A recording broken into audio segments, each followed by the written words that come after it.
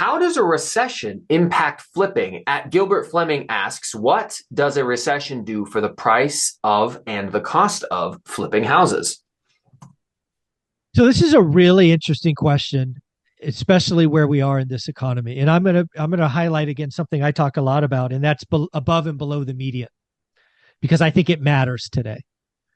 I wouldn't touch a flip above the median. Certainly luxury 2x the median, I wouldn't touch it. No chance. But if we look below the median, it's a hot market. So what does a recession do? So a recession brings down commodity prices. And if you were in this game, 2 years ago, lumber was crazy. It's now cheap. Recession will also probably meaningfully impact labor. One of the things, again, because I'm in this business a lot, it was really hard to get people call you back. Mm-hmm. And I know these people. I've given lots of these people hundreds of thousands of dollars over 20 years. And they were even hard getting back to me.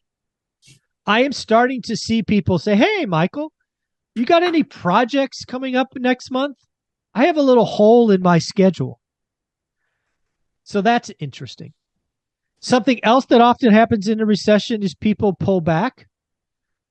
So rents can go up, especially in houses, because people want houses versus apartments.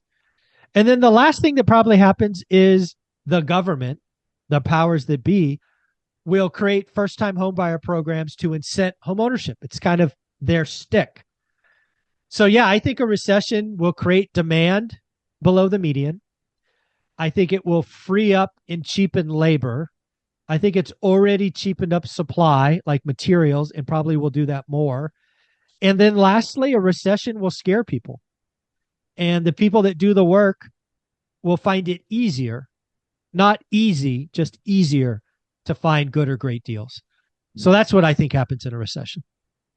Interesting. Yeah, I have never done a flip or a remodel project during a recession. Obviously, you went through the last recession.